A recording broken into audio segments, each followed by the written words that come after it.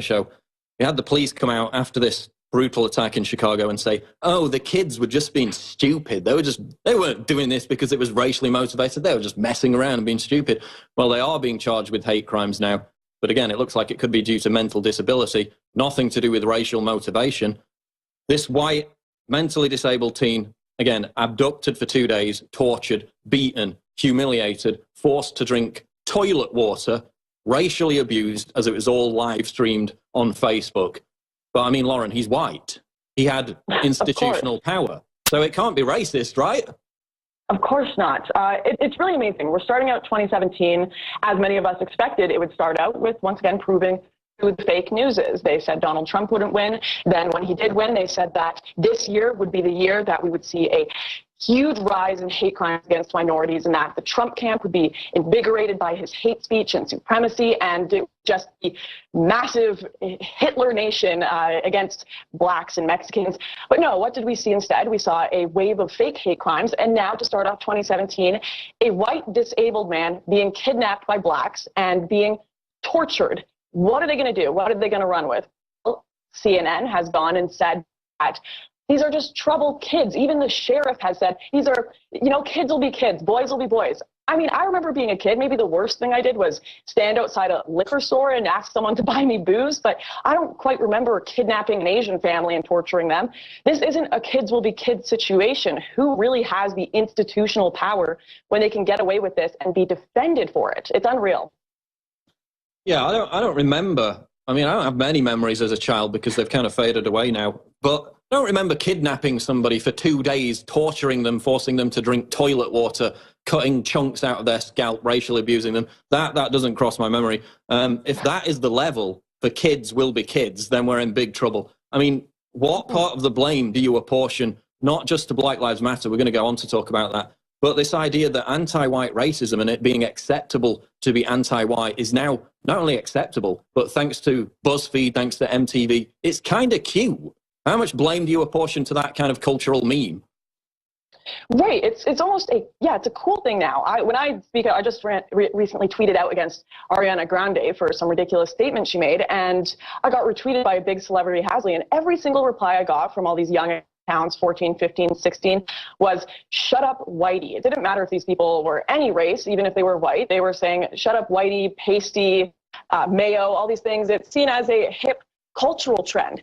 Like, great job, BuzzFeed. Great job, CNN. You've made it cool to be racist. And we need to get rid of this idea of reverse racism, because you've got some pundits saying, see, reverse racism does exist. Well, no, it's not reverse racism. It's just racism, and we need to accept that. The government needs to accept that. And as much as I'm not really for the idea of hate crimes, I think most crimes like this are all motivated by hate, no matter who it's against, or if it's a white on white, black on black.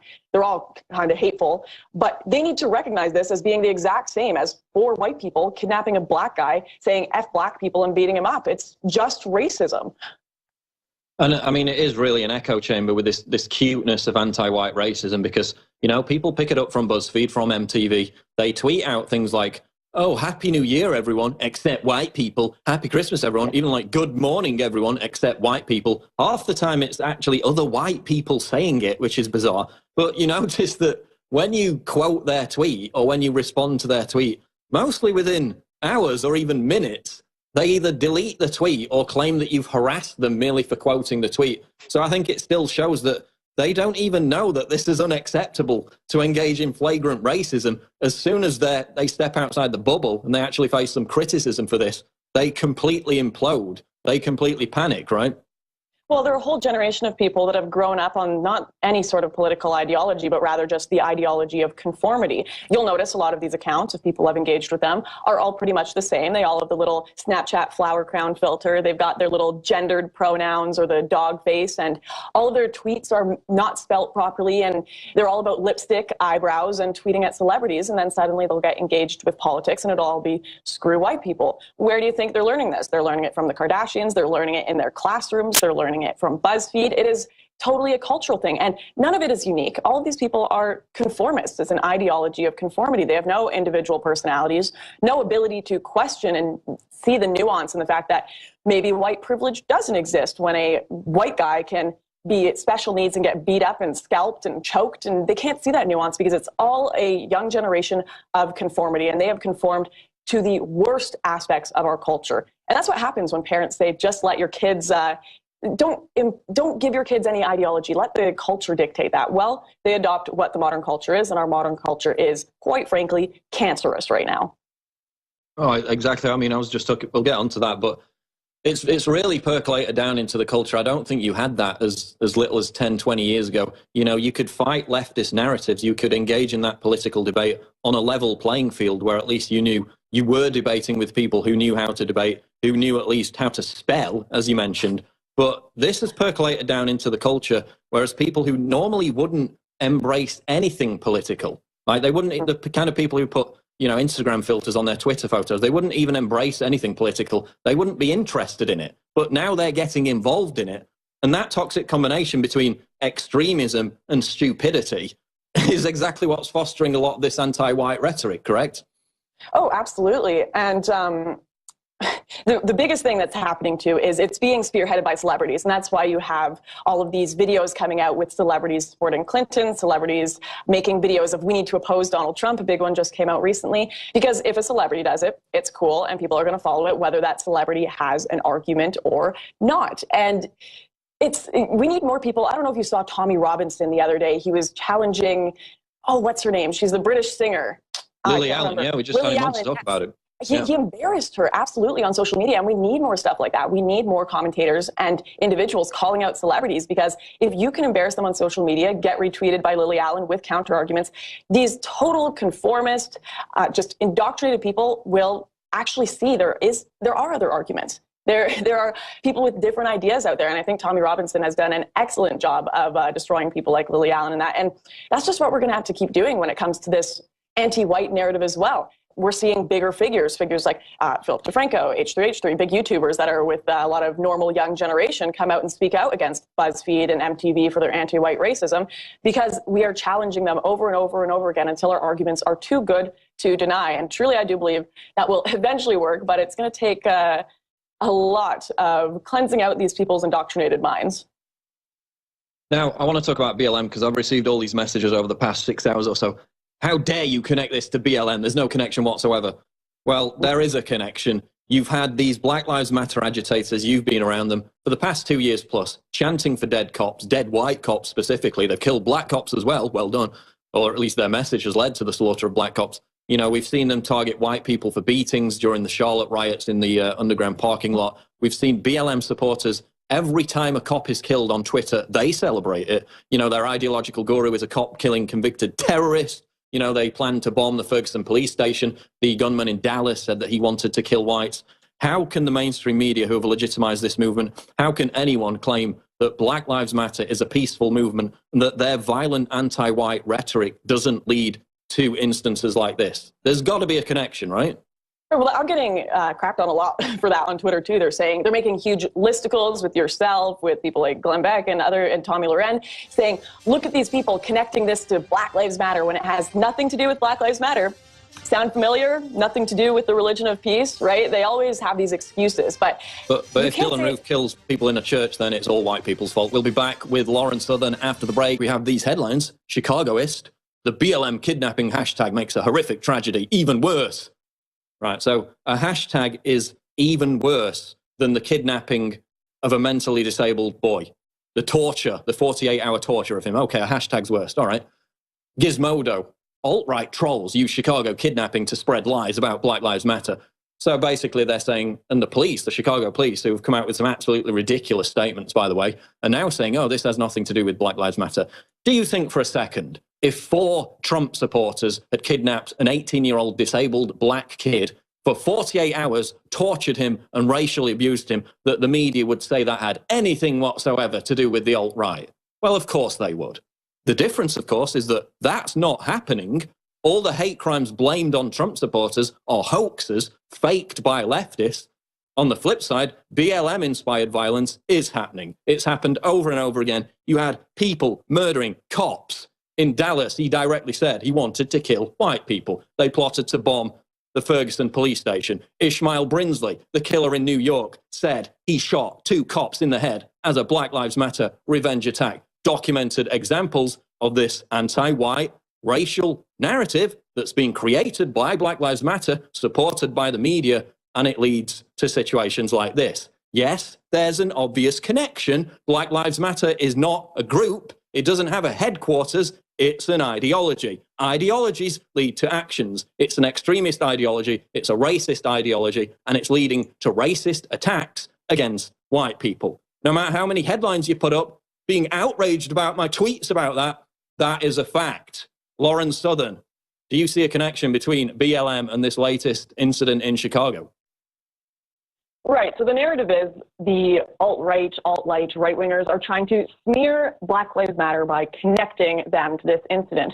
No one's trying to smear Black Lives Matter. Black Lives Matter smeared themselves. We're connecting the two because we're seeing identical behavior, and definitions change. Whether people like it or not, the definition of what Black Lives Matter is as a movement has changed because of its actions. A lot of people will say, if I tell a woman who is acting sexist towards a man that she's acting feminist, people will be outraged. But quite frankly, that's what act like now. So I'm in a connection. Same thing, BLM kidnapping. People maybe need to start asking questions of what has Black Lives Matter done to be compared to this rather than what has the right done. I mean, even the shooting of the TV reporter, you remember that? I think it was back in late 2015, early 2016, Bryce Williams. He gunned down that TV reporter live on air. He said that that was part of an agenda to inflame a race war. You know, again, we had Ishmael Brinsley. He said it was a Black Lives Matter revenge attack. We had demonstrators chanting for, what do we want? Dead cops. When do we want it now? Oh, what did they get? Dead cops. Direct correlation between their ideology and violence. So yes, we're obviously going to make the connection if they're screaming in his face, F white people, F Donald Trump. The narrative, the rhetoric that's directly associated with Black Lives Matter over and over again, whose ideological guru, whose inspiration is a convicted cop-killing terrorist, by the way, Assata Shakur. So we're going to make the connection no matter how offended you get about our tweets. We'll be back live on The Alex Jones Show with Lauren Southern. Don't go away. We're live with Lauren Southern of the Rebel.media. We're going to tell you how you can get her book coming up, Barbarians, How Baby Boomers, Immigrants, and Islam Screwed My Generation. But just rounding off with this BLM issue, of course, the kidnapping, torture of an 18-year-old white kid there in Chicago. The leftist media more offended over my tweets than the actual 48-hour torture and abuse of a mentally incapacitated young man. Lauren, we've seen this rash of fake hate crimes by leftist, Islamist, BLM supporters. Do you think they're, hoaxing these hate crimes just to try and demonize Trump supporters? Or is this some kind of weird new form of virtue signaling that we're seeing here? I'm sure it's a bit of both. I mean, you got to think these leftists, they love it. They love their narratives. And in fact, they probably think it's moral too. And that's the most interesting part. They say it's to raise awareness whenever a hate crime that has been falsified is found out and exposed. And they think it is totally moral as long as you are taking down people like Trump. But what they don't realize is that along with taking down people like Trump and making him look bad, they're taking down the truth and they're taking down honesty and all these good and decent things that make discourse, political discourse in our society function properly. We can't solve race issues in America. They are being lied about and exaggerated on one end and totally misrepresented because of these people that are obsessed with virtue signaling and obsessed with their narrative. And quite frankly, they're going to lose if they continue this narrative because people are being exposed to the truth. Now let's move on to a slightly different issue. Same group of deranged morons, but you posted this thing, I think it's from Tumblr. You posted this a couple of days ago up on Twitter. Clover gender. Someone Right. claiming their identity remains stuck at the mental age of a 13-year-old, according to this post. So that gives them the justification to embrace their sexual attraction to children. I mean, that's what I got out of it. Before you came on, we talked about a new Fox entertainment show where they had a 6-year-old boy who is transgender with a sadomasochistic ball gag in his mouth, talking about his vagina. We've got Clover gender, whatever the hell that is. Why is the left attempting to normalize pedophilia? We see this again and again. Todd Nickerson, Salon.com, Cracked, talking about child porn. Why are they trying to normalize pedophilia? Right. Well, Clover gender, I'm not surprised. I wouldn't be surprised if it were real when you have people identifying as 6-year-olds and whatnot. That one may have specifically been a troll, but it does expose what the logical conclusion of a lot of leftist ideology is. And you know what's funny is that a lot of SOCON, despite how ridiculed they are, they tend to be, they've been right about a lot of things. They said after gay marriage was normalized, then you get transgenderism normalized. And then after transgenderism, you have pedophilia normalized. What do you know? It's kind of happening order quite a bit. And we've got a society that they get bored. They have normal sex and they get bored of that. So they need something more interesting and more interesting. And the porn gets more and more messed up. The sexual lives and fantasies of celebrities that are exposed on TV get more and more messed up. And our whole culture, instead of being about morals, decency, moderation, being a person that has willpower to behave properly, it's just become about more. It's addicted to hedonism, and this is the logical conclusion of that hedonism. It's extremely messed up and based entirely on what I want now and not what is moral. And again, it's really started back in the late 60s, where you had the foundation of sexual theology, the people who kind of became the authorities on human sexual behavior. I talked about it earlier, Alfred Kinsey, people like that. They were actually complete perverts. It's like going to Freud for all your psychology information. He was a complete nutcase, crack addict. Alfred Kinsey was a complete pervert, did horrific experiments on children, again, to try and prove something that wasn't true, that basically we're all completely perverted, we're all into this, and again, to legitimize pedophilia, and that's why you see it in the shows now. So you go back to the very foundation of sexual theology after the sexual liberation of the 60s, and it was perverts laying down the law of what was normal, when what's normal to them is very different from what's normal to the rest of us. Yeah, and people need to start having conversations about this again. I know it's kind of become a untouchable subject. You'll be branded as the pastor from Footloose if you try to talk about sexuality or sexual freedom at all, and talk about maybe the fact that it has some problems, and maybe the fact that we should talk about some limits on it, because it can get pretty messed up. I mean, I was tweeting Ariana Grande the other day, who, as many people know, she twerks on a stage and sings about sex for a living. And she was talking about how she was infuriated about being objectified. Well, you can't have your cake and eat it too. You can't run around in no clothing and also be respected as if you're dressed like a congresswoman. You can't have all of this sexual liberation and all of this hedonistic society and not have it lead to some of these really gross, messed up things in society. You can't have no moral standards, and you can't have all of these this double think. Maybe it exists in the classrooms of gender studies teachers, but it doesn't exist in reality. And we really need to have an honest discussion about the sexualization in our culture and in media, and especially towards children, which I don't understand why, but is becoming, well, I guess I do understand why to an extent, but it's becoming so prevalent. I mean, among politicians, I'm hearing about it more and more, and it's extremely disturbing, and we need to have an honest conversation about it. I mean, people were predicting 30, 40 years ago that the last barrier would be the normalization of pedophilia. And now we see it. We see it with Salon.com, Todd Nickerson giving all those pedophiles a platform. It's really starting to happen, and it's absolutely chilling. Let's talk about feminism, though. We got about 5 minutes left. You know, you came on the scene with your strident opposition to feminism. I think it's fair to say that over the past, year or so, you know, this third wave modern feminism movement seems to have lost quite a bit of its confidence in the face of somebody, some opposition figures actually having an argument against it. It's kind of morphed into other facets of social justice derangement. Do you think we've actually had a quantifiable victory, you know, in transforming the word feminist into a pejorative term? Because I don't really see a lot of the strident feminism stuff that we saw back in, you know, late 2014 throughout 2015 when you came on the scene. Do you think we really had a big victory against third wave feminism in discrediting it amongst young women? I absolutely do. However, I think it's been mostly among the politically educated class that we've had an influence with. I rarely see political YouTubers, left-wing or right-wing, supporting feminism anymore. And when it comes to the politically engaged community online, it's really, you're hard pressed to find feminists anymore. However, I do feel like I might be in my little bubble of politically aware people sometimes, because as soon as you engage the wider world, the celebrity-obsessed, drama-obsessed, makeup-obsessed, Kardashians-obsessed world, a lot of them are still just there to regurgitate the talking points of those celebrities. So as long as those celebrities are owned by Marxists, as long as they're paid by Marxists and leftists, you will still see feminism having a large influence on the popular, not so much politically engaged culture that are just there to vote for politicians because of their hair, to back up immigration because it's trendy, to love feminism and tout feminism because Katy Perry said so, or whichever celebrity it is during that week. And of course, the way they control this paradigm is the very few celebrities who dare step outside the box, who, by the way, some of whom message me privately on a regular basis and say, I completely agree with you, but I can't say anything publicly because it would ruin my career in 5 minutes. Many big people who private message me saying that, who we'd like to get on as guests, but they don't want to do it because they know the left is completely intolerant of other people's opinions and will crucify them.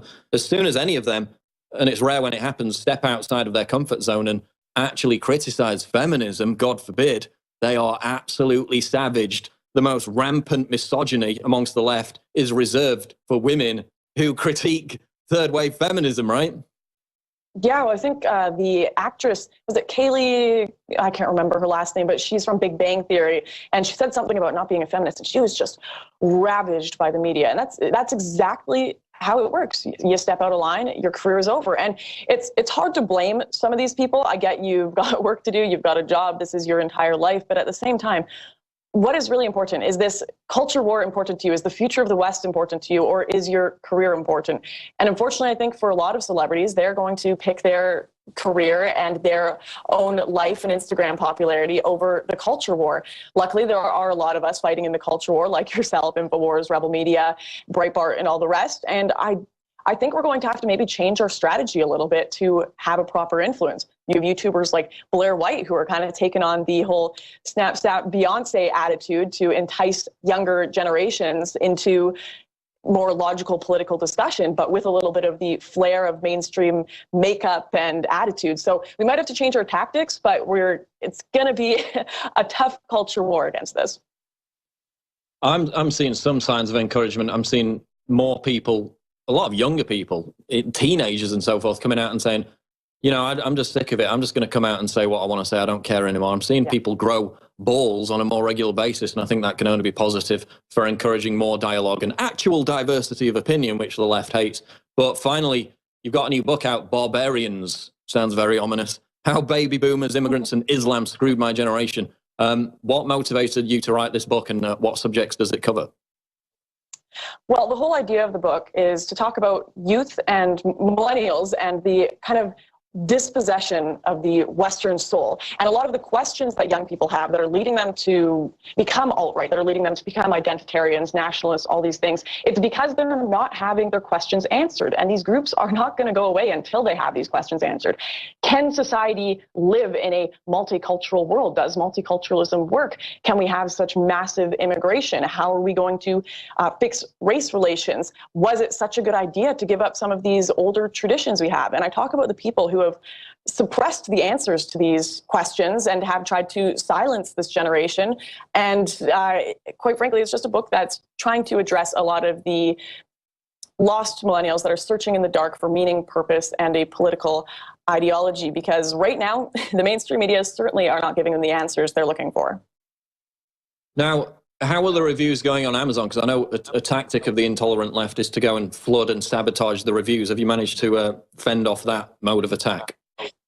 Right. Well, right now it's looking pretty good. Luckily, all of the reviews that are purchased reviews, the people who have actually gone and read the book, are extremely positive, 4 or 5 stars. It's the reviews that haven't bought the book that I'm finding it's 1 star and just the sentences, "This is racist," below it. I think they just read the title, but I thought we told people not to judge books by the cover. Apparently leftists didn't get the memo, but luckily I'm doing pretty good on reviews at the moment. Thank you to my lovely followers and readers. Okay, just in closing, tell people, obviously they can get the book on Amazon.com. Is there a Kindle version? Is there going to be an audio book? Yes, you can pick up the Kindle version on the same Amazon page, and you can go to barbariansbook.com to find both of those. And I will be making an audiobook. I'll get around to that eventually. It's been a busy new year so far, but stay tuned and follow me at Twitter at @Warren_Southern to see when that comes around. Okay, we'll leave it there for now. We're sure to have you back on the show. There goes Lauren Southern. Thanks for joining us, Lauren. Now, of course, I've been talking about this basically throughout the entire show. We had the police come out after this brutal attack in Chicago and say, oh, the kids were just being stupid. They weren't doing this because it was racially motivated. They were just messing around and being stupid. Well, they are being charged with hate crimes now. but again, it looks like it could be due to mental disability, nothing to do with racial motivation. This white, mentally disabled teen, again, abducted for 2 days, tortured, beaten, humiliated, forced to drink toilet water, racially abused, as it was all live streamed on Facebook. But I mean, Lauren, he's white. He had institutional power. So it can't be racist, right?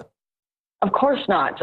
It's really amazing. We're starting out 2017, as many of us expected it would start out with, once again, proving who the fake news is. They said Donald Trump wouldn't win. Then when he did win, they said that this year would be the year that we would see a huge rise in hate crimes against minorities, and that the Trump camp would be invigorated by his hate speech and supremacy, and it would just be massive Hitler nation against blacks and Mexicans.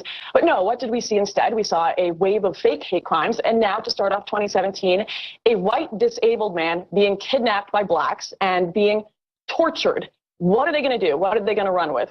Well, CNN has gone and said that these are just troubled kids. Even the sheriff has said, these are, kids will be kids, boys will be boys. I mean, I remember being a kid, maybe the worst thing I did was stand outside a liquor store and ask someone to buy me booze, but I don't quite remember kidnapping an Asian family and torturing them. This isn't a kids will be kids situation. Who really has the institutional power when they can get away with this and be defended for it? It's unreal.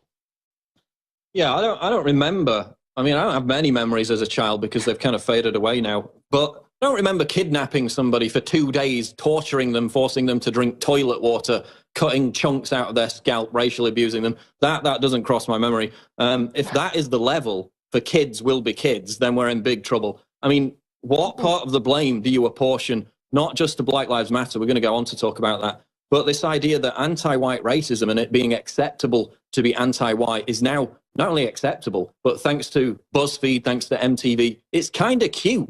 How much blame do you apportion to that kind of cultural meme?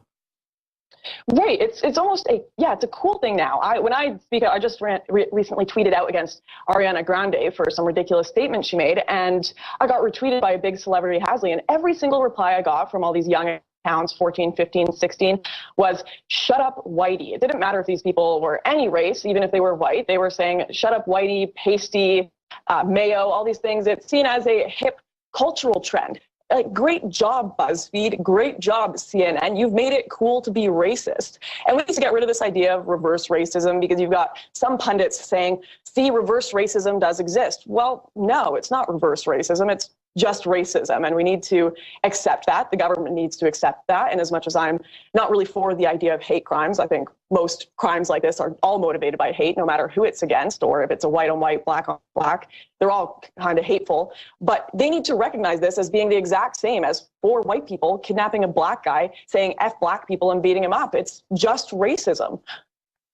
And I mean, it is really an echo chamber with this cuteness of anti-white racism, because, people pick it up from BuzzFeed, from MTV. They tweet out things like,